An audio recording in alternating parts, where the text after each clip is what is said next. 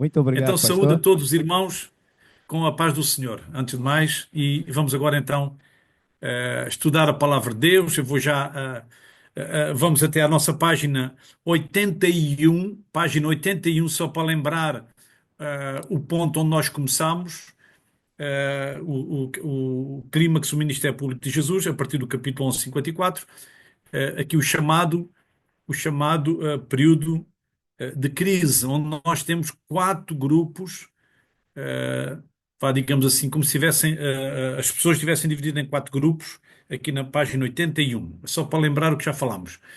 Eh, Só para saber, o som está bom, tem aí imagens, temos o slide, está tudo impecável? Está? Ok, muito bem. Então está impecável, vamos avançar. Página 81, só para lembrar, os quatro grupos, irmãos, podem confirmar. Nós já vimos o primeiro grupo, que são capítulo 11, 54 a 57. Falámos aqui sobre os inimigos de Paz, Jesus, porque pastor. eles Ainda não estamos a ver o slide. Se não tentas estão a voltar ver. o slide, se Ok, tentas então, voltar a carregar. ok, só um momento então, se faz favor.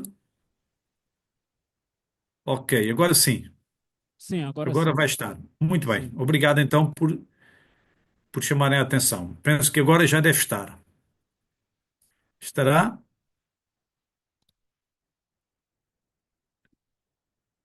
Já Agora já está. está. Já Já estamos a está, ver. ok. Ok, então muito bem, obrigado. Então agora é que sim, agora é que estamos a trabalhar como deve ser. Muito bem, obrigado então pela chamada de atenção. Página 81, então, o primeiro grupo são os inimigos de Jesus, que já estavam desejando, tinham decidido já tínhamos visto isto, que já tinham decidido matar Jesus e agora só estavam à espera de uma oportunidade para capturar Jesus. Na página 82, já falámos também sobre os amigos de Jesus, aquela casa que eu amava lá em Betânia, Maria Lázaro, ou Maria Marta e Lázaro, e temos aqui um quadro na página 82, o objetivo 34, em que comparamos os dois extremos. Maria, que está ali para ungir Jesus, com amor, com devoção, e por outro lado, Judas, já com um coração frio e distante, eh, que mais tarde sabemos vai entregar Jesus. Depois, na página 83, também já vimos isto, temos a entrada em Jerusalém, em que se fundem duas multidões. Portanto, as pessoas que tinham vindo à festa da Páscoa a Jerusalém, pessoas que tinham vindo de longe, pessoas estrangeiras, peregrinos, mas também que se juntaram com aquela multidão que tinha testemunhado a ressurreição de Lázaro. Na página 84, nós vimos o objetivo 35, que fala sobre a entrada de Jesus em Jerusalém, de uma forma humilde, assentado num jumento, numa atitude de paz, eh, mas o grande vencedor do nosso inimigo, porque a expressão que está lá em João é não temas, capítulo 12, só para lembrar, capítulo 12, versículo 15.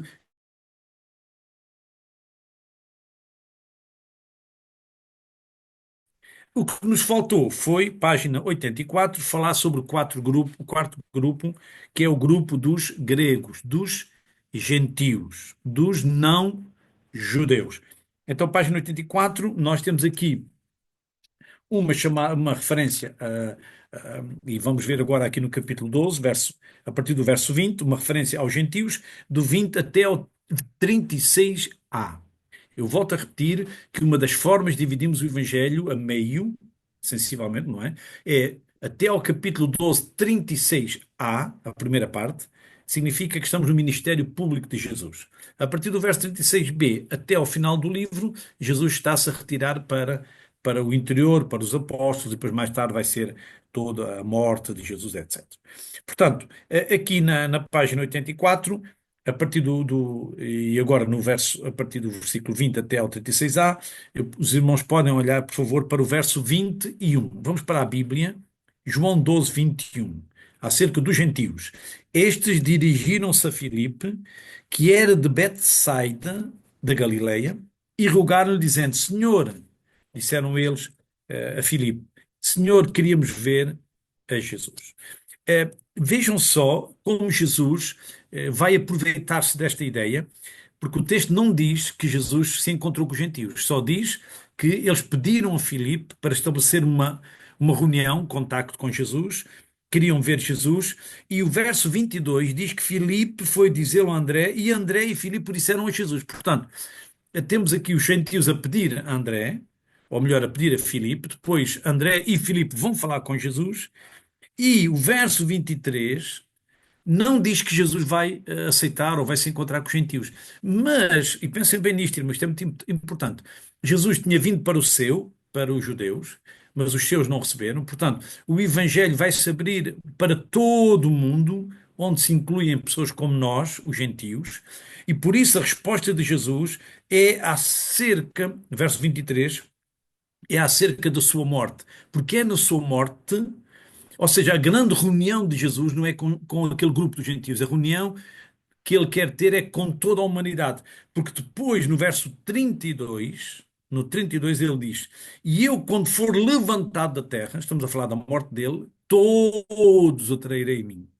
Quer dizer, no verso 20 tinha dito que os gregos queriam ver Jesus, os gentios, e agora no 32 diz: Todos atrairei em mim. Então Jesus aproveita-se daquele momento para dizer que ele quer é mais do que aquele grupo, digamos assim, ele quer ter um encontro, ele quer chamar todos os povos a ele é o Salvador do mundo, conforme tínhamos visto no capítulo 4, no episódio lá em Terras de Samaria. Então eu iria ver com os irmãos na página 85, ainda estamos a falar deste episódio dos gentios. O objetivo 36, página 85, diz assim: o objetivo 36 é explicar a profecia de Jesus em relação à necessidade, efeito, três coisas: necessidade, efeito e significado da crucificação, porque nós sabemos que Jesus está a falar da sua morte. O verso 33, para explicar o levantado do 32, porque no 32 diz que quando for levantado da terra, o 33 disse isso significando de que morte havia de morrer, uma morte que a pessoa é levantada, está a falar da sua morte numa cruz, foi levantado numa cruz. Então vamos seguir aqui estes três pontos do objetivo 36 e vamos ver um pouquinho abaixo do objetivo, ali onde diz que o princípio envolvido neste novo concerto era a razão básica da cruz. Jesus tornou conhecido que. E agora eu vou responder à primeira parte, porque a primeira parte do objetivo era qual era a necessidade da crucificação. E está aqui a resposta: nova vida só pode surgir por meio da morte. Portanto, a morte de Jesus foi necessária para nós termos vida. Lá está o verso 24. A resposta de Jesus é: na verdade vos digo que se o grão de trigo caindo na terra não morrer, fica ele só. Mas se morrer, dá muito fruto. Então Jesus aqui explica que nós tínhamos necessidade da cruz. Portanto, nós precisávamos da crucificação de Jesus para nós termos vida. Portanto, a morte de Jesus trouxe vida. Então, eu diria que no objetivo 36 é explicar a profecia de Jesus em relação à necessidade da crucificação. A crucificação foi necessária porque foi pela morte que tivemos vida. Agora, o segundo aspecto é acerca do efeito da crucificação. Eh, Esta ideia também é interessante, está ali ao lado do objetivo, portanto, ou seja, onde nós estivemos a ler, os irmãos sobem um pouquinho para o parágrafo anterior e diz que o interesse, nas últimas três linhas, o interesse genuíno dos gentios exigia, note, os gentios também querem ver Jesus. Ele que andava no meio dos judeus, diz que os gentios também querem vê-lo. Então o interesse genuíno dos gentios exigia, estão a ver, ou Jesus aceitava os gentios ou não aceitava. Mas ele veio para que todos aqueles que nele crerem tenham vida eterna. Então, o que é que exigia? E aqui está a resposta ao efeito da sua crucificação: a criação de um novo corpo em que não existisse grego nem judeu. Então, se em primeiro lugar era preciso ele morrer para termos vida, em segundo lugar, ele não morreu apenas para o povo judeu, não morreu apenas para um tipo de pessoas. Ele morreu para toda a humanidade. Então, o efeito da morte de Cristo é que foi na morte dele que ele deu vida e a vida é possível para todos. Todos atrairei a mim. Então, o segundo aspecto é o facto de que também os gentios agora podem recebê-lo.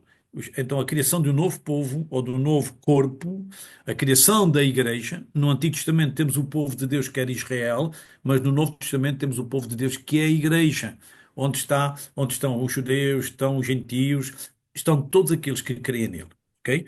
Então, em segundo lugar, a criação do corpo. Agora, eu diria que no verso,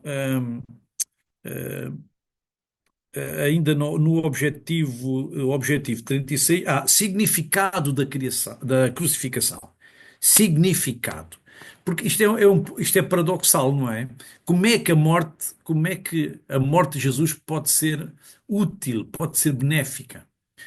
Já dissemos que ela dá vida, mas é interessante, na página a seguir, se conseguissem encontrar, está ali na página 86, cá para baixo, diz que a cruz era um triunfo e não uma derrota. Ou seja, nós estamos a olhar para o verso 31. Jesus está a dizer o que no 31? Ele vai morrer, mas ele diz: agora é o juízo deste mundo, agora será expulso o príncipe deste mundo. Portanto, quando Jesus morre, ele também alcança uma vitória. Ok? Então, três coisas importantes. A morte é necessária porque é na morte que nós alcançamos vida. O efeito da morte é também aceitar os gentios, todos aqueles que creem, judeus e gentios que creem. E o significado é que a morte de Jesus, a morte na cruz, não é uma derrota, mas é uma vitória sobre o inimigo. E o príncipe será expulso, o príncipe deste mundo. Há uma vitória sobre o nosso inimigo. Portanto, temos aqui a resposta, aqui a este objetivo número 36. E terminamos aqui também este capítulo, e eu gostava só de olhar uma frase no final da 87, no texto de 87, que diz que a partir daqui, porque termina o ministério público, a partir daqui, Jesus está a caminho da cruz. Ou seja, o seu ministério diante das pessoas, os milagres, os discursos, as conversas, terminaram aqui. E eu vou ler onde termina no verso 36. Enquanto tendes luz, ou seja, aproveita enquanto eu estou cá. Enquanto tendes luz, crede na luz, para que sejais filhos da luz. Ok? E aqui termina o seu ministério público, porque depois a segunda parte, a parte B, diz: essas coisas disse Jesus e retirando-se, escondeu-se deles. Ou seja, deixou de estar em público. A partir de agora, ele vai se direcionar para estar com os 12. Nós depois vamos ver isso a partir do capítulo, vem a seguir o capítulo 13. Então vamos agora avançar para a página 88, e agora sim, se repararem, nós temos logo no início da página, diz unidade 3, análise textual, estamos a estudar o texto, não é? E depois, o ministério já não é o ministério público, já não é o ministério público, é o ministério privado, particular. Jesus agora vai se reunir com os seus. Portanto, o ministério privado de Jesus. E aqui o autor, eu até posso fazer com os irmãos, dar uma vista de olhos no nosso apêndice B, podemos ir ao final do livro, porque no apêndice B nós vamos encontrar a mudança de um estágio de ação, ou seja, há um tipo de ação de Jesus no ministério, ou seja, há aqui uma mudança. Se repararem no apêndice B, nós entramos no período chamado período da conferência. 12:36b a 17:26, até ao final do capítulo 17. Ou seja, o que acontece no capítulo 13, 14, 15, 16 e 17 é Jesus com os 12. Claro que depois Judas vai sair, fica só com os 11, mas é Jesus e os apóstolos. Portanto, o ministério privado. É Jesus a prepará-los para a sua partida. Então, este é um ministério de conferência, ou se quiserem, de conversa íntima. Um tempo de comunhão, um tempo em que Jesus está a dar as últimas instruções. Vamos chamar-lhe o período ou o estágio de ação, o período da conferência. Então, página 88. Nós temos logo ali o objetivo já desta lição, que é o nosso 37. Os irmãos estão lembrados ainda? Os primeiros 30 objetivos vão sair têm a ver com o primeiro teste. Depois do 31 ao 60, e agora vamos para o 37, já tem a ver com o segundo teste. Ok? Então, estabelecer as causas da rejeição de Jesus pelos judeus. Então, agora, isto aqui é uma coisa muito interessante. Se eu disse que o 36b começa o ministério privado com os discípulos, em boa verdade, só no capítulo 13, verso 1, é que Jesus está com eles. Ou seja, de 12:36b até ao final do capítulo, ou seja, até ao verso 50, é como se fosse, vamos lá, terminamos o Ministério Público e é como se houvesse aqui um relatório, houvesse aqui um resumo do propósito de Jesus quando veio ao seu Ministério Público. Portanto, terminamos o Ministério Público e depois é como se fosse vá, digamos, um comentário ao que Jesus vem fazer, à reação das pessoas, sempre lembrando que no final do livro diz que os sinais foram escritos para que creiais, e os sinais terminam no capítulo 11. Estes sinais foram escritos para que creiais que Jesus é o Cristo, o Filho de Deus. Então eu diria assim, que do 12:36b até ao final deste capítulo, ainda antes de Jesus reunir com os apóstolos, nós temos aqui um comentário para falar sobre esta questão da querer, se queriam ou não queriam, porque é que não queriam, qual é o resultado de não quererem. Portanto, é como se fosse um pequeno resumo sobre o ministério de Jesus, tendo em conta que o propósito era que cresça nele. E é isso que vamos fazer já aqui na página 88, estabelecer as causas de rejeição de Jesus pelos judeus. Portanto, como é que ele, fazendo tantos milagres, mesmo assim foi rejeitado? Se os irmãos olharem, e vamos ver logo aqui no início, onde diz a descrença dos judeus, diz assim, e esta é a parte, e esta é a resposta ao objetivo 37. Parte da razão para a rejeição de Cristo. Ele diz parte da razão, não significa que é a explicação total, mas parte dela, boa parte. Parte da razão para a rejeição de Cristo dizia respeito às expectativas dos judeus a seu respeito, serem bem diferentes do que ele veio fazer. Isto é importante perceber. Lembre-se, por exemplo, de Pedro. Quando Jesus disse que era necessário morrer, o que é que Pedro faz? Diz que chamou-o à parte e repreendeu Jesus. Imagine, Pedro repreendeu Jesus. Ele disse: Mestre, nada disso vai acontecer. Ou seja, os próprios apóstolos não viam com bons olhos a morte de Jesus. Ou seja, eles começaram a seguir Jesus e a grande mensagem era: eles vão se assentar nos tronos, eles vão reinar também com Jesus. E eles acompanhavam Jesus e eles percebiam que Jesus era infalível, onde ele chegava, fazia milagres, que queriam apedrejá-lo, ele passava no meio deles, ninguém conseguia apanhá-lo. Portanto, ele era invencível. Queriam fazê-lo até aclamá-lo rei. Este é o profeta que vir ao mundo. Ou seja, era tudo a apontar para a apoteose, para a grandeza, para a excelência de Jesus, para o grande rei. Ora, quando Jesus diz que vai morrer, aquilo não entra nas expectativas deles. Estamos a falar dos apóstolos. Agora imaginem o povo comum. Então aqui há aqui uma coisa muito interessante que é bom falar sobre aquilo que é a nossa natureza humana.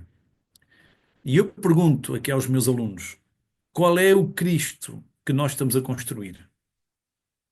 Qual é o Cristo que imaginamos? Porque para eles o Cristo era chegar lá e era vencer o Herodes, e era vencer o Império Romano, e era vencer aquela gente toda. Mas, no entanto, Jesus desta vez veio num jumentinho. Desta vez ele não veio para reinar neste mundo daquela forma física, lá no trono. Não, ele veio para implantar o reino de Deus no coração das pessoas. Ele veio para mostrar o seu amor, ele veio para comunicar a mensagem do Pai, ele veio para morrer pela humanidade. Portanto, eles confundiram o momento, porque para eles a morte era derrota, era o caos. No entanto, o propósito de Deus era a morte de Jesus naquele momento. Pensem nisto comigo, meus irmãos. Qual é o Deus que nós estamos a ver à luz da Bíblia? Portanto, há um perigo quando nós lemos a Bíblia à procura de um Deus que satisfaça a nossa vontade. Há um perigo quando lemos a Bíblia à procura de que Deus faça o que nós gostamos e que nós queremos. É por isso que a palavra de Deus diz: pedis e não recebeis, porque pedis mal. Pedis para gastares em vossos próprios deleites. Até que ponto a nossa oração também não é para alimentar o nosso ego, o nosso eu, os nossos interesses, a nossa vontade. Mas o Senhor Jesus diz que nós devíamos orar: venha o teu reino, seja feita a tua vontade. Até o próprio Jesus disse: se possível, passa de mim este cálice, este sofrimento, mas que não se faça a minha, mas a tua vontade. Então, até que ponto se pode ler a Bíblia e continuarmos a imaginar um Deus diferente da Bíblia? Entende o que eu estou a querer dizer? É por isso que a parte da razão para a rejeição de Cristo é que Jesus, para eles não era o Messias porque não correspondia ao que eles queriam. Certamente eles pensariam que o Messias iria tirar de lá, ia vencer lá os romanos, era uma guerra, era um poder bélico, era uma vitória contra as pessoas, era uma luta contra os exércitos. E Jesus, não, ele veio implantar o seu reino nos nossos corações. Então repare que todos nós corremos o risco de, ao ler a Bíblia, se nós não vamos moldando a nossa vida à luz da Bíblia, se nós não deixamos que a palavra de Deus nos transforme, começamos a lê-la, mas é o nosso eu a imaginar Termina. um Cristo à nossa Então, maneira. projeto é Portanto, que Deus nos ajude a ler a palavra de Deus e à procura do verdadeiro Deus, no sentido em que nós estamos dispostos a obedecer, a aceitar aquilo que Ele tem para nós, a nos humilharmos diante dEle, a obedecer àquilo que Ele diz, para não corrermos o risco que os judeus correram, não é? Que era não conseguir ver o Messias, porque eles próprios tinham imaginado um Messias diferente daquele que estava nas Escrituras. Então, aqui, aqui nesta página 88, então do 1236b até ao 43, fala aqui um pouquinho sobre a descrença deles, usando também o texto. Os irmãos podem ler isto, podem ler depois isto em casa, este texto, mas usando inclusive o texto eh, de Isaías. Eu penso que podíamos talvez dar aqui eh, o tempo não ajuda, não é? Temos que estar, ainda temos muito para falar. Mas, de qualquer maneira, só aqui uma pequena vista de olhos. Portanto, isto vai até 1236b, até ao verso 43. Reparem, os irmãos, faz favor, reparem, no final do 36, que é aqui que começa o ministério privado. Essas coisas disse Jesus e retirando-se, escondeu-se deles. E agora vai explicar a questão da fé. E ainda que tivesse feito tantos sinais diante deles, verso 37, e ainda que tivesse feito tantos sinais diante deles, não criam nele. Este é o ponto que nós fomos percebendo ao longo do Evangelho. Os seus irmãos não criam nele, chegaram a dizer, não, ele engana o povo, eu sei lá, este homem não é de Deus. As coisas que eles disseram, portanto, significa que mesmo fazendo milagres, ainda havia quem não cria nele. E aqui Jesus, aliás, Jesus fazendo os milagres, não sendo aceite, isto é comparado com o texto de Isaías, que é interessante que também já Isaías previa isso, e nós temos isso na chamada de Isaías no capítulo 6. Portanto, isto também era com mais tempo, com mais calma, podíamos ver isto bem, mas é o texto de Isaías que é usado para dizer o quê? Que já no tempo de Isaías a situação era igual. Portanto, quando o Senhor chama Isaías em Isaías 6, ele disse que o povo não iria aceitá-lo. Eles iriam ficar cegos, por isso Deus não iria operar no meio deles. E agora esse texto João vai buscar esse texto de Isaías para dizer que aconteceu o mesmo com Jesus. Que é mesmo que fizesse sinais, mesmo que fizesse milagres, ainda assim não criam nele. Então, aqui até o verso 43 até diz, ou melhor, 42 até diz, que apesar de tudo, até muitos dos principais creram nele. Repara agora, faz favor. Mas não o confessavam por causa dos fariseus. Porquê? Porquê? Para não serem expulsos da sinagoga. Porque amavam mais a glória dos homens do que a glória de Deus. Então, como é que começa digamos, este intervalozinho entre o ministério público e o ministério privado? A explicar que, mesmo com muitos sinais, havia pessoas que não criam em Jesus. E outros queriam, mas não se queriam comprometer porque tinham medo retaliação dos religiosos.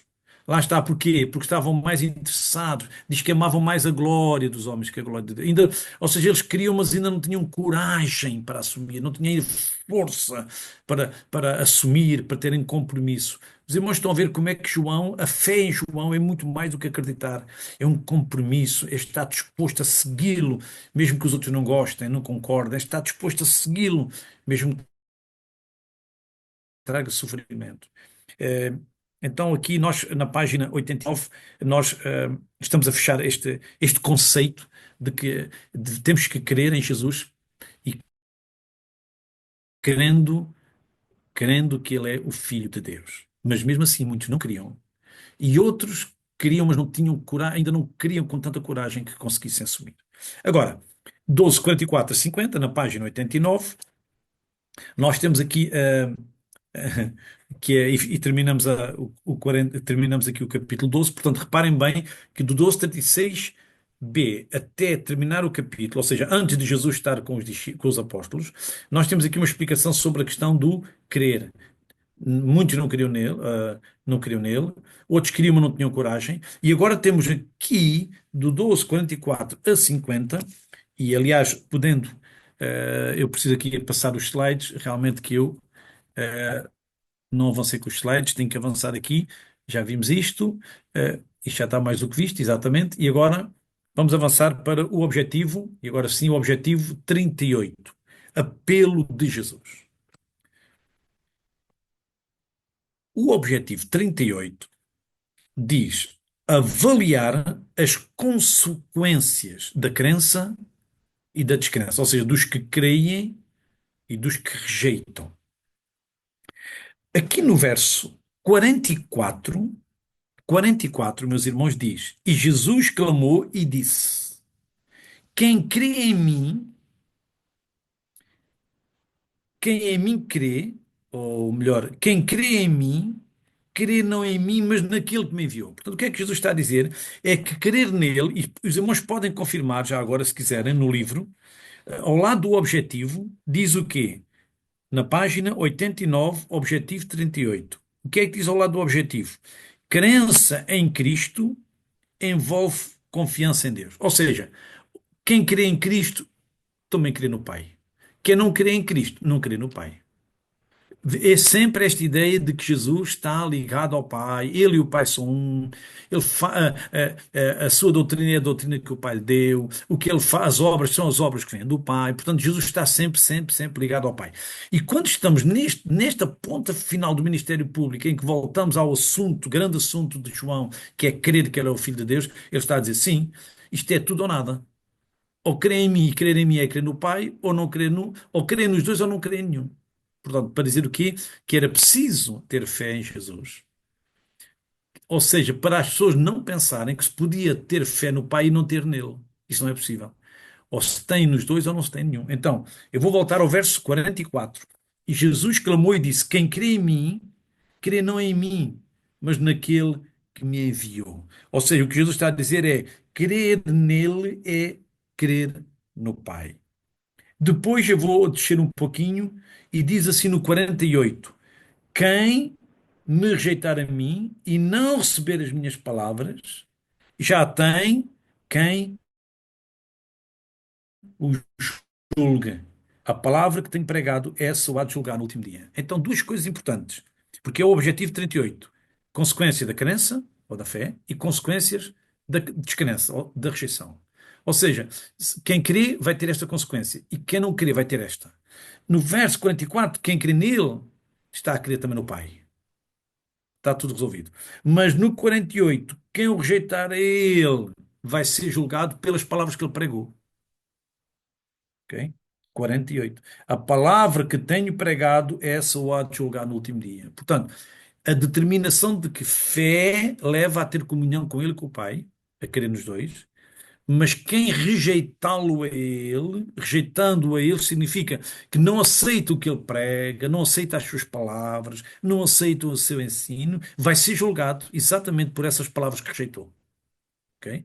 Então temos aqui as consequências, se quiserem, da crença e da descrença. Mas eu ainda vou ler o último versículo do capítulo 50, verso 50. E sei que o seu mandamento, ou seja, o mandamento do Pai, é a vida eterna. Os irmãos estão a ver, é bonito, não é? Quem crê em Jesus, crê no Pai.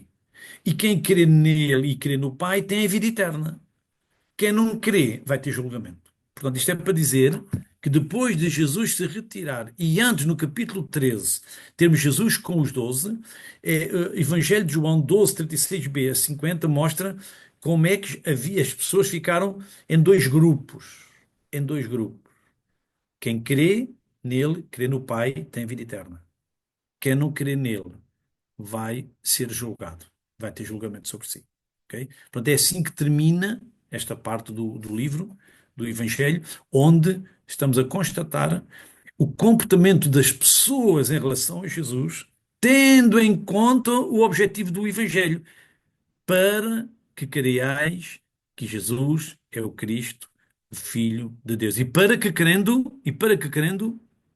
tenhais vida em seu nome. Lá está. Crer em Jesus é crer no Pai, e quem crê no Pai, o verso 50, o seu mandamento é a vida eterna. Portanto, o que eu falo, falo como o Pai me tem dito. É assim que termina o capítulo 12. Louvado seja Deus. Então, este é o apelo de Jesus, ou se quiserem, a explicação de que realmente as pessoas tinham que tomar uma decisão, uma reação a Jesus, ou crendo, e muitos não queriam, outros queriam e tinham dificuldades em comprometer-se, mas também havia quem o rejeitasse, e quem o rejeitasse seria julgado por aquilo que Jesus tinha dito. Portanto, ou se aceita as palavras e queremos e somos salvos, ou rejeitamos as palavras e elas irão, vai haver um julgamento, de acordo, por causa da rejeição dessas palavras. Então, meus queridos irmãos, vamos agora entrar, se quisermos, no ministério particular, o ministério privado. Agora já temos o Senhor Jesus, nós chamamos este período o período da conferência. O Senhor Jesus vai sentar-se à mesa com eles, vai falar com eles, vai lavar os pés aos apóstolos, vai tomar a Páscoa com eles, vai tomar a ceia com eles, vai prepará-los e ensina-os e avisa de que ele vai partir, mas que o Espírito Santo há de vir. Ou seja, a grande mensagem na partida é Jesus tentar convencê-los que a partida de Jesus não era uma perda, mas que eles iriam receber o Espírito Santo. Em vez de ficarem com a desolação da sua partida, eles devem ficar entusiasmados à espera que o Espírito Santo venha dar continuidade ao ministério de Jesus. Esta é a grande ideia que repassa os capítulos em que Jesus está a falar com eles. Portanto, capítulo 13, capítulo 14, capítulo 15, capítulo 16, capítulo 17, Jesus é o período da conferência. É Jesus com os seus, com os 12, e depois Judas sai, mas o que é certo é que Jesus está ali a trabalhar, a preparar aquele grupo para se manterem firmes no fim, mais tarde, porque eles seriam tentados a desertar e a fugir, como aconteceu, mas eles depois voltaram à procura do batismo com o Espírito Santo. E no livro de Atos, então, temos ali 120 pessoas à espera da descida do Espírito Santo. Aqui vamos no nosso livro, então, estamos na página 90, vamos para o tema chamado Última Ceia. Ok. Aqui é a última ceia. Nós dizemos última ceia, ceia, última ceia da Páscoa. Ok. Aliás, o Senhor Jesus disse: desejei muito comer convosco esta Páscoa. Ou seja, nesta Páscoa, que foi a última Páscoa de Jesus, na última Páscoa, ele introduziu a ceia. Ou seja, Jesus está a tomar a ceia da Páscoa com eles, não é? Aquele jantar, aquela refeição, e ele pega no pão e no vinho e apresenta-os como símbolos do seu sangue e do seu corpo. Por isso é que a Páscoa é uma festa judaica. Irmãos, faz favor agora muita atenção ao que eu vou dizer, que isto é importante. A Páscoa não é uma festa cristã. A Páscoa é uma festa judaica. A Páscoa é uma festa que celebra o milagre do capítulo 12 do livro de Êxodo, o milagre da retirada do povo do Egito, da escravidão do Egito. Naquela noite em que o anjo da morte passou pelo arraial e foram mortos os primogênitos dos egípcios, os primogênitos dos hebreus não morreram. E todos os anos eles começaram a celebrar isso, como Deus poupou o filho mais velho. Eles tinham que matar um animal. Estão a ver, em vez de morrer o filho mais velho, morria um animal. E o seu sangue era colocado nas ombreiras da porta, e por isso o anjo da morte não matou os primogênitos dos hebreus. Isto é maravilhoso. Então, anualmente celebram a festa da Páscoa. Mas quando estamos, e este é o título, na última ceia da Páscoa, Jesus inaugura a ceia, que não é a ceia da Páscoa, é a ceia do Senhor. Por isso nós hoje, quando celebramos a ceia do Senhor. Já não é para lembrar o que aconteceu no Egito, mas é para recordar aquilo que ele fez no Calvário, no nosso lugar. Ok? Na Páscoa lembram o Egito. Nós, na ceia do Senhor, lembramos o Calvário, a morte de Jesus, a morte no nosso lugar. Louvado seja o Senhor. Então, esta última ceia é importante porque Jesus, além de celebrar com eles, não é? Como um judeu que ele era, ele está também a apresentar já o que iria lembrar os símbolos da sua morte e do seu sangue. Pronto, o pão e o cálice do vinho. Aqui na página, então, na página 90, lá está capítulo 13. Agora sim, estamos no período, digamos assim, da conferência, em que Jesus está a conferenciar, está a falar com eles, está junto com eles. Podemos ver aqui nesta página 90, então, o objetivo 39. Os irmãos, por favor, reparem aqui no 39, diz assim: indicar o tema dominante de tudo o que Jesus fez. Eu vou já dizer qual é. O tema é amor. Ok. Qual é o grande tema? Jesus já sabia que ele iria partir e a única maneira de eles se manterem juntos era continuar a amar Jesus e amarem-se uns aos outros. Nisto conhecerão que sois meus discípulos se vos amardes uns aos outros. Este é o tema. Identificar o tema dominante de tudo que Jesus fez durante a última ceia da Páscoa, e mostrar a dupla lição que ele ensinou pelo ato de lavagem dos pés. Então vamos lá começar. Primeiro que tudo, nós vamos começar com o grande tema, que é o tema do amor. Os irmãos podem notar, logo aí ao lado do objetivo, temos assim: a ênfase não se encontra na nova aliança, mas, ou seja, a ênfase se encontra no amor pessoal de Jesus pelos seus discípulos.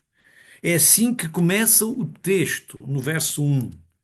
Diz, eu vou ler a palavra de Deus, capítulo 13, verso 1. Ora, antes da festa da Páscoa, sabendo Jesus que já era chegada a sua hora de passar deste mundo para o Pai. Ou seja, Jesus sabia que estava mesmo, ele sabia que naquela tarde já iria ser preso. Portanto, nós estamos ali mesmo já perto da prisão dele. Jesus sabia do mundo, estava mesmo na hora de passar deste mundo, estava mesmo na altura de morrer. Diz que mesmo nesta situação que é de crise para ele, de luta para ele, porque é ele que vai sofrer, é ele que vai ser maltratado, mas mesmo assim diz que ele manteve o amor por eles. Diz como havia amado os seus, verso 1, que estavam no mundo, amou-os até ao fim. Ou seja, no momento em que estava a ser testado a sua fidelidade, no momento em que a tendência humana é fugir, é de não aceitar ir à morte, é de não aceitar ser maltratado, ele manteve o amor por eles. Ou seja, Jesus não quebrou. O amor dele não falha. Ou seja, ele manteve o amor por eles. E é isso que ele vai fazer quando lava os pés. Ele vai ter um gesto que corresponde àquela manutenção, àquele manter o amor. E eu vou voltar aqui ao nosso livro, aqui ao lado do objetivo. A ênfase se encontra no amor pessoal de Jesus pelos seus discípulos. Amou-os até ao fim. Amou-os até ao fim. Mesmo sabendo que ia morrer dali a pouco tempo. Amou-os até ao fim. E não significa que os amou até ao fim da sua vida, mas amou-os, claro, foi até ao fim da sua vida, mas é mais do que isto. Amou-os até ao grau mais elevado que era capaz. Ou seja, mesmo estando ele em aflição, ele continua a ter o grande amor por eles. Ele não vai à morte, ele não está a fugir de nada, ele não está a deixar de amar, ele não está a deixar de cuidar. É interessante, na cruz mostra o amor pela mãe. Como é que ele está a sofrer, mas ainda diz: Mãe, eis aí o teu filho. Dizendo ao discípulo amado para cuidar da mãe. Como é que na cruz é ele que está em sofrimento, mas ainda se preocupa com o futuro da mãe? Como é que ele na cruz ainda se preocupa com aqueles malfeitores e salva um deles que está ao lado dele? Isto é maravilhoso. Como é que ele, quando é preso e Pedro corta a orelha ao servo do sumo sacerdote, e mesmo assim ele vai lá e cura aquele homem? Como é que ele se preocupou com o servo do sumo sacerdote, com o homem que vem para prendê-lo? Louvado seja Deus. Então significa que o amor dele não cai. Ou seja, o amor de Jesus, deixa-me dizer isto aos irmãos, o amor de Jesus não depende de nós, depende dele. Mesmo quando nós não estamos a fazer como ele quer, ele mantém o amor por nós. Porque o amor dele não depende, não é frágil, não depende do que os outros fazem, não. Deus é amor. Ponto final. Ele ama mesmo quem não merece. Aliás, ninguém merecia. Amou-os até ao fim. Portanto, nós temos um Senhor que, mesmo sendo ele a passar por a dificuldade, em vez de ficar ali a lamentar-se para ver se os outros tinham compaixão dele, não, não, ele mantém a sua firmeza na vontade do Pai. Ele continua a manter o seu sofrimento, ele não deixa de amá-los. Amou-os até ao grau mais elevado do que era capaz. Aqui mesmo nas últimas linhas, vejam mesmo no final da página 90, a penúltima linha, era um amor que não esfriava com o mal. Porque o verso 4 diz que levantou-se a ceia, tirou as vestes e tomando uma toalha cingiu-se. Ou seja, ele que sabe que está prestes a ser preso, prestes a ser morto, mesmo assim ele vai mostrar que os ama. Nós estamos a chegar a uma casa, eles vão celebrar a Páscoa. E está ali Jesus com os seus 12. Nós não temos o anfitrião da casa, não temos quem receba, não temos quem presta higiene, o cuidado às visitas, lavando os pés, não.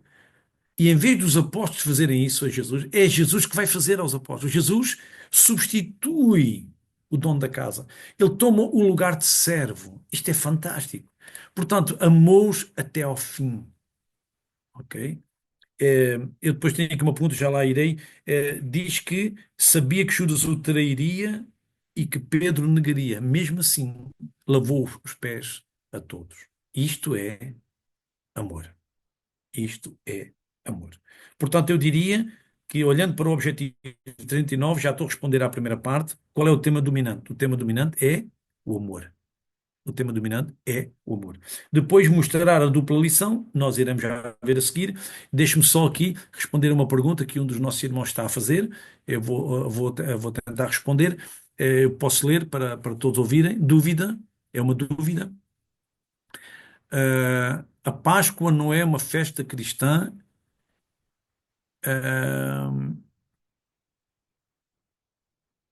Deixo-me que a Páscoa não é uma festa cristã. Em cada ano, ao celebrarmos a Páscoa, não seríamos legalistas. Nós estaríamos em confronto com Gálatas 4:10. Eu posso ser rápido. No YouTube. Não, no YouTube. Exatamente, exatamente. Portanto, não há legalismos em termos de nenhuma. A maneira de nos relacionarmos. Por já, Gálatas 4:10 fala sobre a questão da legalidade dos meses, dos anos, das festas, etc. É verdade. Portanto, eu diria assim: se isto é uma dúvida, o que é que eu posso dizer sobre isto? É, por isso, se nós falamos de festa, a festa a festa da Páscoa é uma festa judaica. Se nós hoje, como cristãos, se nós hoje, como cristãos, celebramos a Páscoa, nós temos que fazê-lo da forma bíblica do Novo Testamento e cristã. Foi isso que o apóstolo Paulo nos ensinou. Ele disse: Cristo, a nossa Páscoa, foi sacrificado por nós. Então, a Páscoa faz sentido como o Natal. O Natal é igual. Aliás, o Natal nem sequer é uma celebração bíblica, não é? Enquanto que a Páscoa mas é do Antigo Testamento, é dos judeus. É a Páscoa dos judeus, é assim que João fala, a Páscoa dos judeus, a Páscoa dos judeus, a Páscoa dos judeus. Portanto, se nós celebramos a Páscoa, tem que ser no sentido de a aplicarmos a Jesus como ele fez nesta. Ele disse: este pão é o meu corpo que é partido por vós. Este sangue é o sangue do Novo Testamento. Ele está a falar da aliança que ele vai fazer através da morte. Portanto, Jesus está a fazer a transferência, a carga de uma festa para uma nova festa, que é a sua ceia. Então, se nós hoje, na altura da Páscoa, falamos de Páscoa ou celebramos a Páscoa, como quiserem chamar, em boa verdade, o que nós temos que fazer é o que é bíblico e está no Novo Testamento. É Cristo é a nossa Páscoa e ele diz para celebrarmos com os asmos, ou seja, eles também comiam o pão que eram asmos, eram pães sem fermento, e Paulo diz que celebremos com os asmos da sinceridade e da verdade. Então, a Páscoa, entre aspas, que nós celebramos, em boa verdade, é a pessoa de Cristo e é a vida que nós vivemos de sinceridade e verdade. Portanto, é o caráter que nós temos por causa do Cordeiro de Deus que é Cristo. Portanto, até que ponto é que o cristão deve celebrar a Páscoa? Em boa verdade, nós não temos que celebrar a Páscoa. Agora, na altura que é a Páscoa, podemos fazer como Jesus fez. Ele passa a Páscoa para ele próprio. Portanto, se o cristão quiser no Natal falar de que Jesus nasceu, é para dizer que nasceu e tem que dizer para quê? Nasceu para morrer por nós. Se falamos da Páscoa, Cristo é que é a nossa Páscoa, nós, a nossa gratidão não é por causa do Egito, nós nem sequer somos judeus, mas é porque Cristo fez na nossa vida o que Deus tinha feito lá atrás do Egito. Cristo trouxe salvação à nossa vida e o que Ele quer de nós agora não é que celebremos sentados à mesa a comer cordeiro, a comer pão, mas é a viver uma vida que mostre que Ele passou pelas nossas vidas, porque Páscoa é a passagem do anjo que matou as pessoas, que matou os primogénitos. Portanto, a minha resposta é: se nós, na altura da Páscoa, fazemos algo especial na igreja, deve ser focando na pessoa de Cristo como o Cordeiro de Deus, ou seja, pegar na mensagem que está aqui indicada por Jesus, quando ele estipula a ceia do Senhor na Páscoa, e como é que Paulo lê o Cordeiro Pascal e nós a comemos os pães asmos, que é viver em sinceridade e em verdade. Isto está em Coríntios. Ok? Se tiver respondido, tudo bem. Se houver alguma dúvida ainda, podemos voltar à carga, mas vamos avançar, está bem? Ok, espero bem que é o nosso irmão, é o nosso irmão Albino. Portanto, se o nosso irmão ficou satisfeito, está resolvido. Realmente a abordagem que nós hoje temos no Novo Testamento não é uma abordagem, e lá está a Gálatas 4:10, não pode ser uma abordagem legalista. Nós não temos, por exemplo, cada festa no Antigo Testamento aponta para uma realidade na pessoa de Cristo. Por exemplo, no dia de Pentecostes, os judeus levavam os seus produtos da terra. No dia de Pentecostes, Deus deu-lhes o melhor no dia de Pentecostes. Ou seja, o nosso Pentecostes é receber o Espírito Santo. A festa dos tabernáculos era eles a celebrar como Deus cuidou deles na sua viagem no deserto. A festa das cabanas. Hoje, no Novo Testamento, nós somos a casa de Deus, somos o templo do Espírito Santo. Ok? Entende? Então, isto é um estudo profundo, claro, que é mostrar como é que as festas têm aplicação hoje na vida da igreja. Ok? Deus abençoe os irmãos. E se houver ainda alguma questão que temos que falar, podemos falar, com certeza. Muito bem, da parte do nosso irmão, está esclarecido. O Senhor abençoe o nosso irmão, está bem? Vamos tentar fazer o nosso melhor, se, a ver se o tempo nos deixa avançar. Muito bem. Ok, meus irmãos, podemos avançar então? Vamos avançar. Página 90, então, já está. Qual é o grande tema? É como se Jesus dissesse porque Jesus sabia que a tendência era eles fugirem, como aconteceu. Ferirão o pastor e as ovelhas se dispersarão. É por isso que quando José é preso, ele disse: deixa ir estes, prendam-me a mim e deixem-nos ir embora. Ok? E depois, mas Jesus estava como que a prepará-los, não é? Porque ele já sabia o que iria acontecer. Mas o que é certo é que quando abrimos o livro de Atos, eles estão juntos. Portanto, não foi fácil. Jesus, durante 40 dias, apareceu para provar que estava vivo.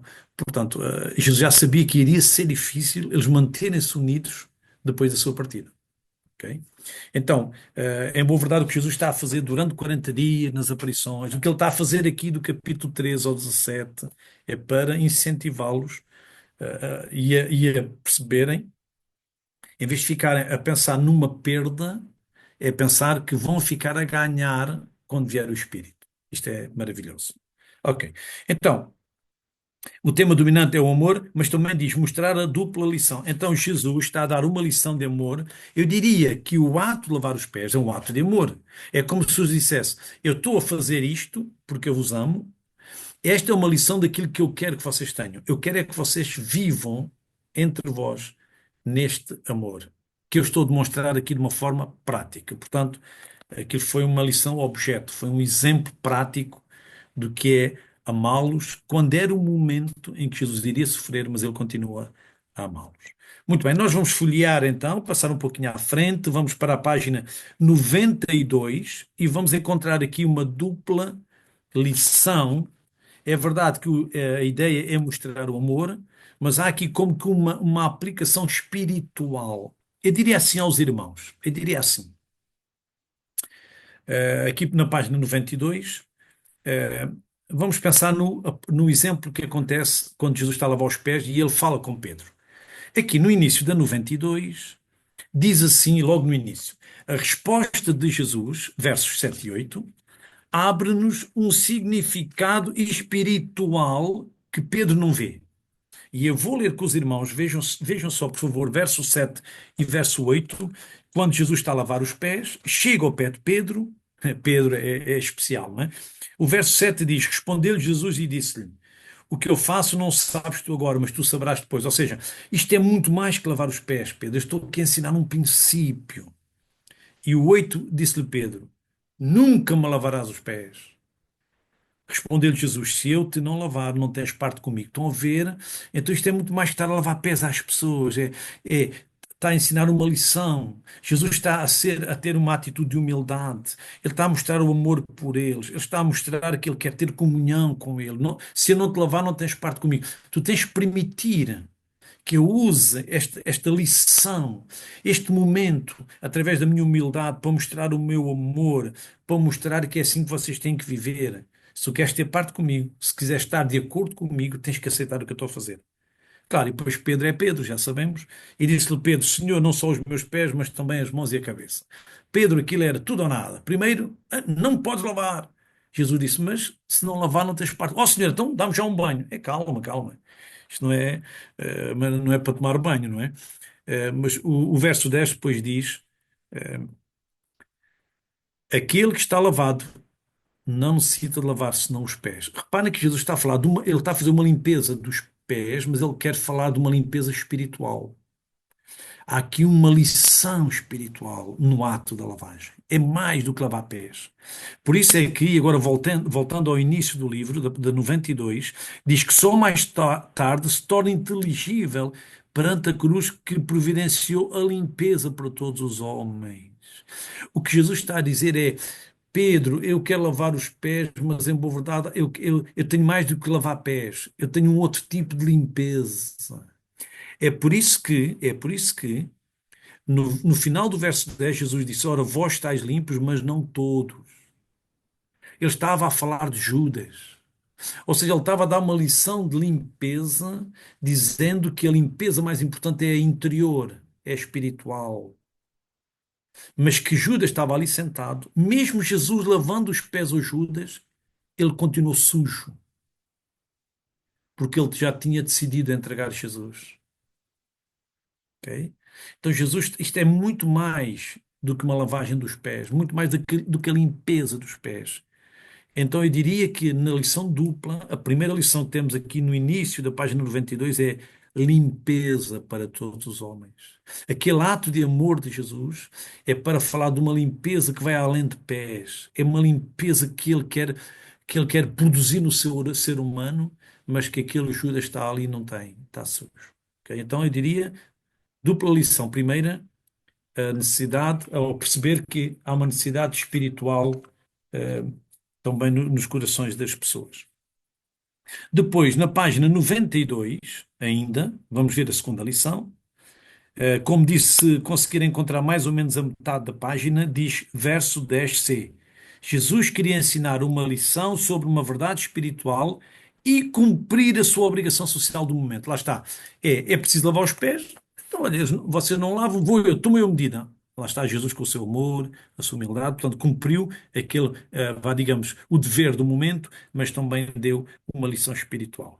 Ainda nesse parágrafo, na linha 1, 2, 3, 4, 5, 6, 7, diz a humilhação de Jesus, ou a humildade de Jesus foi o instrumento para a remoção da imundície espiritual. Ou seja, por ele lavou os pés, mostrando a sua humildade. Nota a lição dupla. Lavar pés ensina a lição da limpeza espiritual. Mas ele fê-lo, ele que era o mestre, tomou o papel como se fosse o escravo. Fala da humildade. Então temos aqui a humildade que Jesus teve, que eles devem imitar, mas para limpar deve haver limpeza. Então temos aqui duas grandes lições. É a necessidade de sermos humildes e a necessidade de sermos limpos no sentido espiritual.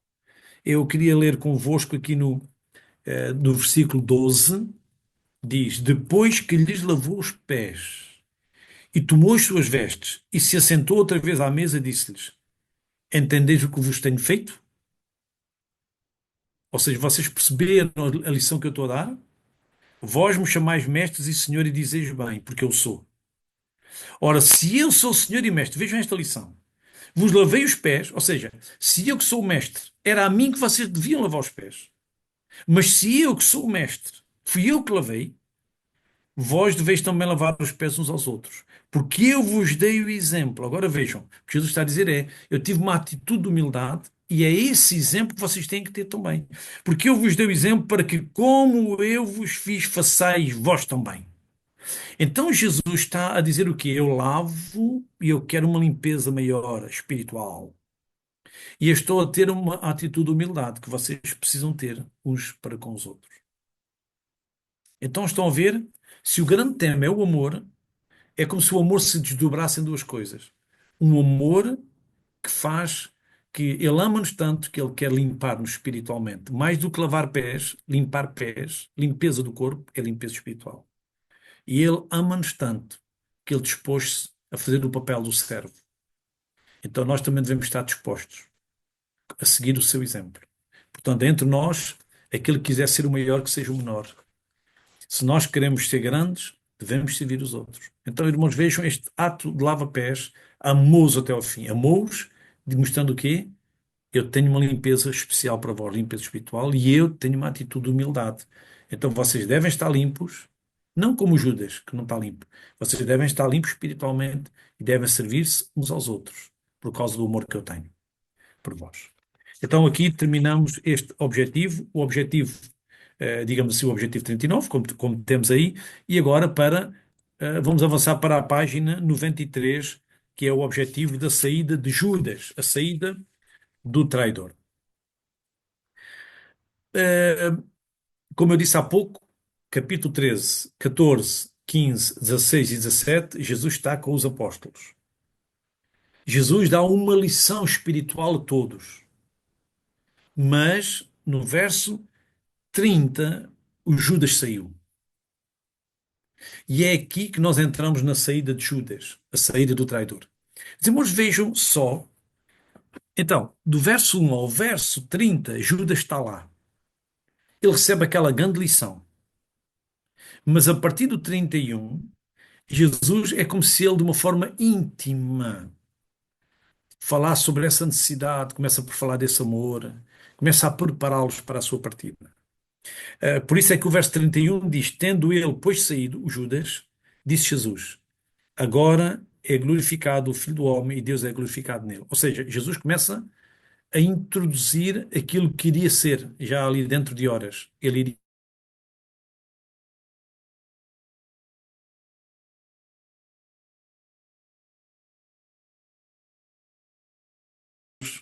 para a sua morte. Claro que é pela a morte dele, é a forma de glorificar o seu Pai. E também sabemos que quando o Pai é glorificado, ele também é glorificado.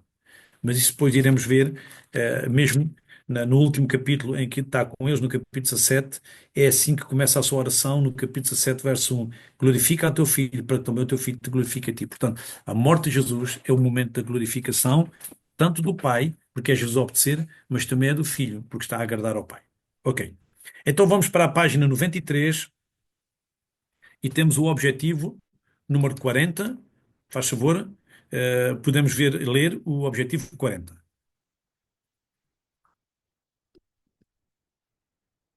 O objetivo 40 é só para percebermos e vejam como é que é possível viver com Jesus durante 3 anos, 3 anos e meio, assistir aos mesmos milagres que os outros assistiram, viver as mesmas circunstâncias e mais, ele era o homem, eu até diria, o homem mais importante do grupo.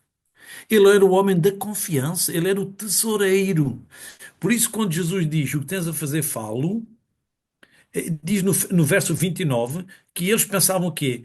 Pensavam que, olha, vai tratar dos assuntos, vai comprar as coisas que são necessárias para a festa aqui da Páscoa, ou que fosse dar alguma coisa aos pobres, mesmo quando Jesus disse que ele, para ele fazer o que tinha a fazer, ele foi entregar a Jesus. Eles mesmo assim, ou seja, Jesus nunca deu a entender que sabia que Judas iria entregá-lo. Só ali é que ele diz aquele a quem eu der o pecado molhado. E possivelmente isto foi só a João, não foi ao grupo todo. Portanto, Jesus nunca denunciou. Ele viveu com isso. Sabia, ele vai entregar, ele vai entregar. Portanto, Judas era o homem da confiança. Era o homem da confiança do grupo. E como é que é possível estar disposto a entregar Jesus no fim? Ele já tinha entregue Jesus, sabe? Ele já tinha negociado antes. Quando ele vai tomar a Páscoa, ele já tinha negociado antes. É terrível, não é? Então o que nós vamos ver neste objetivo, objetivo 40, traçar o desenvolvimento do mal em Judas, tal como é mostrado neste Evangelho. Nós vamos ver aqui, se quisermos, 5 aspectos que mostram digamos, a negrura da sua vida, como é que este homem chegou a este ponto. Isto é uma queda, não é? É uma queda terrível. Aqui eu vou seguir aqui uma ordem, só para dar uma ordem que não é exatamente. Eu depois, vamos seguir aqui conforme está no livro, é melhor. Página 93. Então, 5 aspectos. Um aspecto, eu diria que é o segundo, um aspecto está na segunda linha. Enquanto Judas estivesse entre eles, Jesus não lhes podia falar como unidade espiritual, que é o que está no verso 10. Vós já estáis limpos, mas não todo. É como se ainda não, é- é- Jesus ainda não estava, não podia, ainda não ia abrir o seu coração de par em par. Por isso é que no verso 31 é que ele diz, tendo ele depois saído, é que Jesus se abriu totalmente. Portanto, aqui este ponto é Judas, a presença de Judas, ou seja, Judas iria sair. A presença de Judas não permitiria que Jesus abrisse de par em par o seu coração, digamos assim. Estava ali algo, ah, as trevas estavam lá. O homem sujo, estão limpos, mas não todos. E diz-se o verso 11, porque ele bem sabia quem o havia de trair, por isso disse, nem todos estáis limpos. Judas não estava limpo. E quando ele sai no 31, fica só Jesus com os 11. Depois vamos para o parágrafo 1, 2, 3, 4, 5, ali mais ou menos a metade da página. Outro apontamento, que são 5 ideias. Portanto, a primeira é que, enquanto Judas estivesse lá, Jesus não iria abrir o seu coração de par em par. A outra ideia aqui é, no verso 2, o diabo coloca a ideia de traição no coração de Judas. Ou seja, este seria o primeiro ponto, não é? Se nós formos ao verso 2, diz, e acabada a ceia, portanto, eles estão a tomar a Páscoa, diz que, portanto, eles estão na festa, não é? Estão na ceia, tendo já o diabo posto. Estamos a fazer uma constatação, ou seja, eles estão a tomar a ceia e já o diabo tinha posto antes essa ideia no coração dele. Portanto, ele está a tomar a Páscoa e já tinha decidido entregar Jesus. O diabo já tinha posto esta ideia no seu coração, não é? Verso 2: tendo já o diabo posto no coração de Judas Iscariotes, filho de Simão, que o traísse. Portanto, ele ia tomar a Páscoa, mas já com esta ideia: vou entregá-lo, vou entregá-lo, vou entregá-lo. Depois, ainda neste parágrafo, baixar uma linha, saltar uma linha, diz, no verso 27, diz que Satanás entrou nele. Isto é terrível. Já vamos na terceira ideia. O verso 27 diz que quando Jesus lhe entregou o bocado molhado, imagina, Jesus a ser cortês, a ser afetuoso, a ser simpático, a ser cordial, e diz que no verso 27 que após o bocado entrou nele Satanás. Nota um homem que estava decidido a entregar a Jesus, como é que ele resistiu ao amor de Jesus? Jesus, mesmo assim, a tratá-lo com dignidade, como se Jesus é que fosse o empregado da casa a receber a pessoa mais importante em casa. Quer dizer, Jesus tratou Judas sempre com consideração.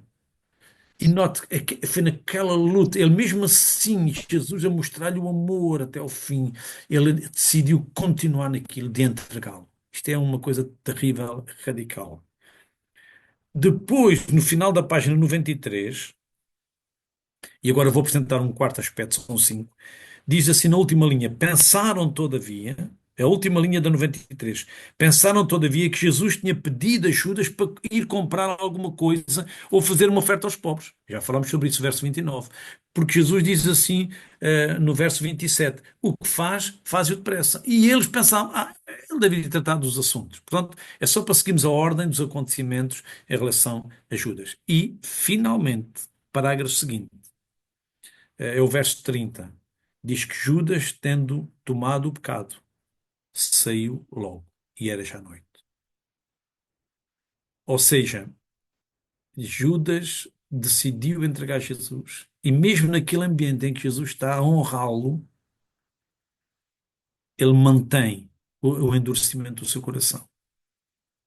É curioso quando nós vamos encontrar mais à frente, quando Judas já vem com os soldados para prender Jesus, sabe o que é que ele faz? Ele combina um código. Ele diz: aquele a quem eu der o beijo é esse. Quer dizer, Judas traz Jesus. Jesus disse: Judas, com um beijo traz o Filho do Homem. E nota, ele já estava tão endurecido que até um beijo, que deve ser um sinal de consideração, de amor, de respeito, ele usa como um código para o prenderem. Vejam o extremo, o cúmulo. Por isso, irmãos, Deus nos guarde para não começarmos um processo que nos pode levar a distanciarmos dele. Estão a ver? Judas diz que ele roubava. Ele era o tesoureiro, ele começou a pôr o seu coração no dinheiro. E ele tinha a ambição de ficar com as coisas para ele. Então Deus nos ajuda a sermos fiéis até ao fim, sem dúvida. Então temos aqui a saída de Judas e lá está o verso 31. Então diz que agora é glorificado o Filho do Homem e Deus é glorificado nele. Pronto, e é a partir daqui, então, que Jesus vai dar as últimas instruções aos seus discípulos. Aqui na nossa página, nós estamos a apontar já para mais uns minutos para o nosso intervalo. Vamos avançar mais um pouquinho. Na página 94, os irmãos podem ver aí, que é como se fosse um pequeno resumo do que vamos ver a seguir, que é o objetivo 41. O objetivo 41 diz assim: saber as razões da confiança de Jesus com os discípulos, ou seja, porque é que Jesus quis estar aquele tempo tão próximo, tão íntimo com eles, e as perguntas que lhe colocaram, bem como as respostas dadas. Então, nós vamos entrar um pouco neste ambiente íntimo e vamos ver que Jesus vai falando. Aliás, ele começa com o grande assunto, não se esqueça que o tema é o amor. É assim o verso 34, o novo mandamento vos dou, que vos ameis, etc, etc. Pronto, Jesus começa com o amor e ele vai sendo interrompido. Vamos ter 4 perguntas que serão feitas. Então, o objetivo é razões da conferência e as perguntas. As razões da conferência estão aqui mesmo ao lado do objetivo. Vamos já vê-las. O que é que Jesus se propõe com aquela reunião íntima a partir do verso 31, quando estão só Jesus e os 11 apóstolos. Então vamos lá. 4 dessas citações focam o propósito ou as razões da conferência. O propósito deste discurso. São 4 razões. Ou seja, porque é que Jesus, qual foi a intenção de Jesus, o que é que ele queria fazer com esta reunião tão próxima, tão íntima. Primeiro, reparem que temos versículos do capítulo 15 e 16, 15, 11, para terem alegria. Não é interessante? Jesus já sabia que a sua partida iria trazer-lhes tristeza. Mas Jesus diz que aquilo que ele está a falar, 15:11, diz: tenho-vos dito isso para que a minha alegria permaneça em vós e a vossa alegria seja completa. Vejam a lição que Jesus quer mudar o paradigma, que eu não estarei entre vós, mas eu estarei em vós. Ou seja, ele diz que o Espírito Santo há de vir. Se vocês obedecerem aos meus mandamentos, guardar os meus mandamentos, eu e o Pai viremos e faremos em vós morada. Jesus quer aquilo que para eles é uma perda, Jesus quer dizer que é um ganho. Veja o verso 11. Como é que a partida dele os levaria a ficarem tristes? Jesus está a dizer para que a minha alegria permaneça, ou seja, eu vou embora, mas a minha alegria fica. E a vossa alegria seja completa. Isto é fantástico. Jesus está a dizer o quê? Eu vou partir, mas a minha alegria, vocês podem ter uma alegria completa, mesmo com a minha partida. Então, primeiro dos 4 objetivos, ou propósitos, ou razões da conferência, é eles saberem que, apesar da partida de Jesus, podem ter alegria, uma alegria que se pode ter, e eu vou mostrar isto é no verso 11, não é? Mas o verso 10 diz: se guardados os meus mandamentos, eh, permanecereis no meu amor, do mesmo modo que eu tenho guardado os mandamentos do meu Pai e permaneço no seu amor, tenho dito isto para que a minha alegria permaneça em vós. O que Jesus está a dizer é: eu vou partir, mas vocês vão ficar com os meus mandamentos, vocês sabem o que devem fazer, e à medida que vocês fizerem a minha vontade, a minha alegria é completa. Isto é fantástico. Vão perder a minha pessoa, mas vão manter ter a minha alegria obedecendo àquilo que eu disse. Ok. Segundo propósito, 16:1. Vão ser perseguidos como Jesus foi, para não ficarem chocados ou demoralizados com o choque. 16:1 diz: Eu digo-vos isto para que não vos escandalizareis.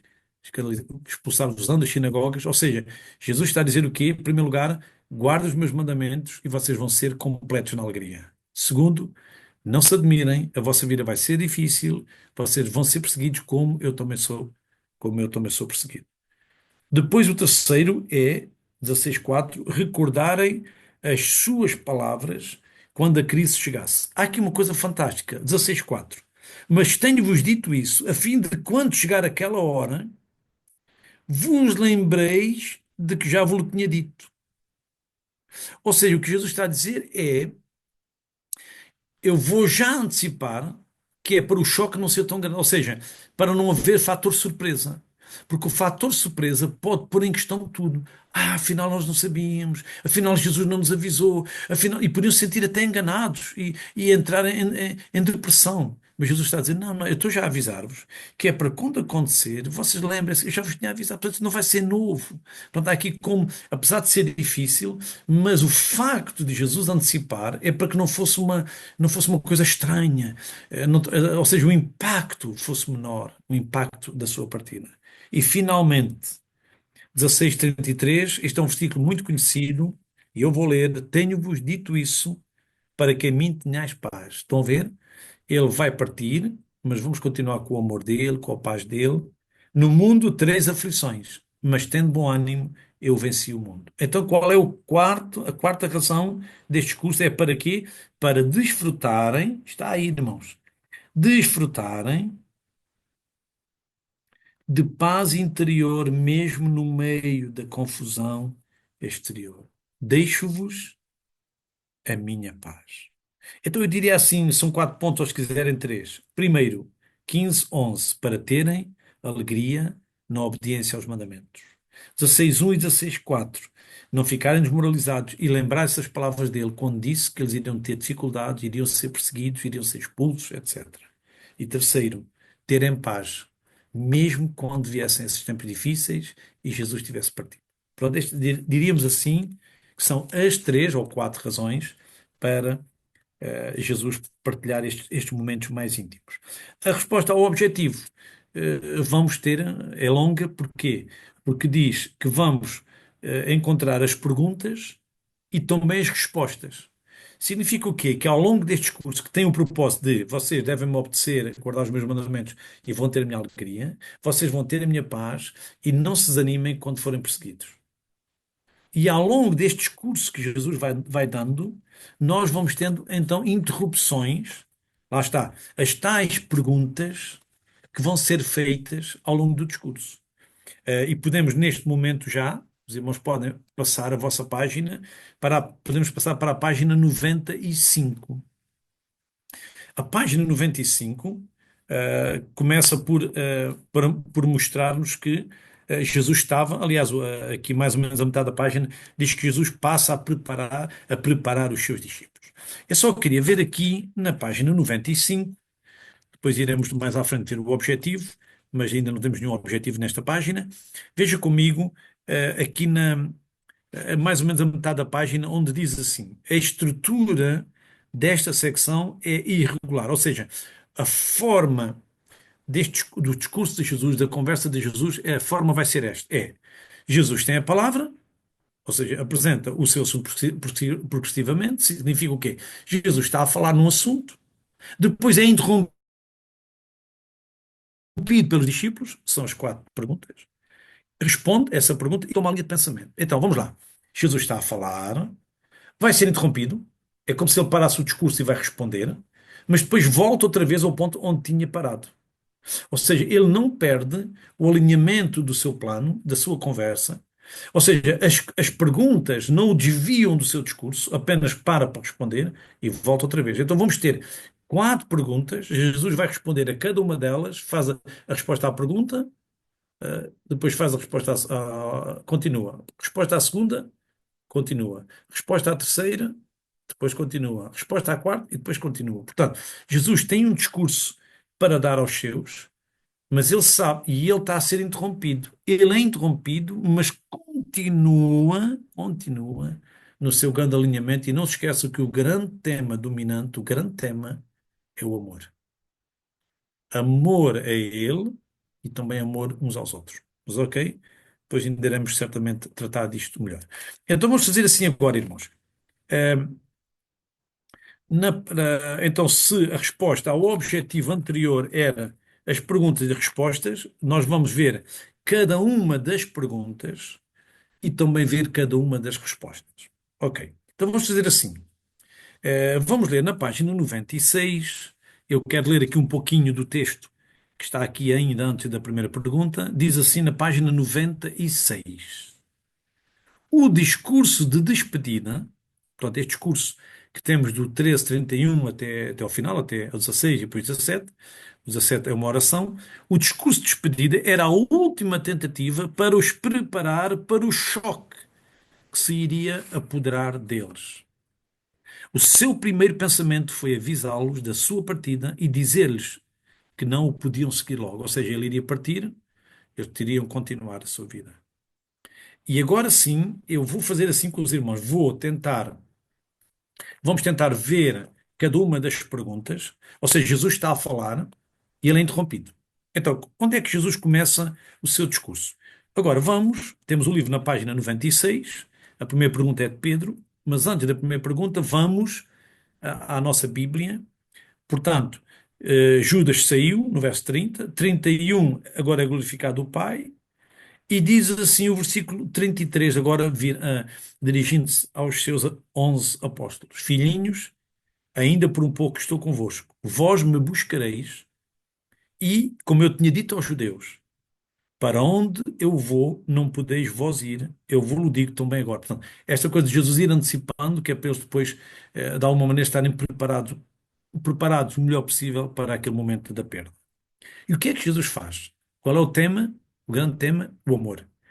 Um novo mandamento vos dou, que vos ameis uns aos outros. Os irmãos estão a ver, este mandamento é um mandamento antigo, mas Jesus está a dizer que é novo. É novo, note porquê. Como eu vos amei, que vos ameis aos outros, como eu vos amei a vós, que também vós uns aos outros vos ameis. Eu quero que vocês se amem com este novo mandamento. O que é novo? Como eu vos amei a vós. Porquê? Porque o amor que Deus queria que eles tivessem, foi exemplificado no amor do próprio Jesus. Portanto, o próprio Jesus, o mandamento é novo por causa do exemplo que eles têm. É Jesus a mostrar como é que se faz. Aliás, ele acabara de lavar os pés. Jesus está a dizer que vocês devem amar seguindo o meu modelo. Eu sou o modelo desse amor. 35. Nisto todos conhecerão que sois meus discípulos se vos amardes uns aos outros. E agora os irmãos reparem que vamos ter aqui a primeira pergunta. E a pergunta de Pedro, o nosso livro diz assim: pergunta de Pedro e o discurso sobre o destino. Ok. Então qual é a pergunta de Pedro no verso 36? Disse-lhe Simão Pedro: Senhor, para onde vais? Os irmãos estão a ver? Pedro, Jesus está a falar já sobre o amor, mas Pedro ficou a pensar no que Jesus tinha dito. Porque no verso 33 ele disse: Para onde eu vou, não podeis vós ir. Ora, eles andavam sempre com Jesus. Como é que a partir dali deixavam de andar com ele? Para onde é que Jesus ia que eles não podiam ir? Ou seja, o que está no verso 33, o Pedro ficou a pensar naquilo. Claro, Jesus começou no 34 a falar sobre o amor. Mas ele não ouviu nada do amor. Ele ficou preso à ideia de trás. Para onde vais? Então nós andamos contigo sempre. Então tu vais para um lugar para onde nós não podemos ir. Hum. Então a pergunta dele, no verso 35, é: Senhor, para onde vais? Estão a ver? Então, parece que ele não ouviu nada sobre o amor. Ele ficou preso à ideia do versículo 33. Então, a primeira pergunta é: Senhor, para onde vais? E nós vamos encontrar a resposta logo a seguir. Jesus lhe respondeu: Para onde eu vou, não podes agora seguir-me, mas depois me seguirás. Ou seja, não podes ir comigo, não podes ir neste momento, mas depois hás de ir. Disse-lhe Pedro, Senhor, porque não posso seguir-te agora? Por ti darei a minha vida. Respondeu Jesus, tu darás a tua vida por mim? Na verdade te digo que não cantará o galo enquanto me não tiveres negado 3 vezes. Então, Jesus interrompe, ou o seu discurso é interrompido com uma pergunta, e Jesus está a dizer, eu vou, porque Jesus iria ser morto. Jesus iria ser entregue às autoridades. Jesus está a dizer, agora eu vou deixar-vos, porque eu tenho uma missão que vou cumpri-la sozinho. E o Pedro, armado em fortes, os irmãos estão a ver, Senhor, eu dou a minha vida por ti. E diz, não dás nada. Jesus aqui apresenta, no verso 38, que ele iria negar o Senhor 3 vezes. Então, Jesus está a falar sobre o amor, ele ficou preso à ideia, peraí, para onde é que tu vais? Jesus está a dizer, ok, tu não podes ir agora, Pedro. Agora vou eu sozinho, ele vai dar a sua vida, vai morrer. Ele diz, Senhor, eu até estou disposto a dar a minha vida. E Jesus, não dás nada. Isso é conversa. Quando chegar à altura, tu vais negar-me 3 vezes, ok? Então, meus queridos irmãos, vamos ficar aqui na página 96. Vamos manter este slide, porque só mais à frente é que vamos responder àquele objetivo. Entretanto, vamos seguir as 4 perguntas. Neste momento temos a primeira pergunta sobre o destino. Para onde é que tu vais? Jesus disse, para onde eu vou, tu não podes ir agora. Jesus iria morrer, iria dar a sua vida, e ele faria isso sozinho. O próprio Pedro, que foi atrás dele até à casa do sumo sacerdote, vai negá-lo 3 vezes. Ok? Então, não sei se o pastor Davi Fondo quer avançar agora com o nosso intervalo, dar ordens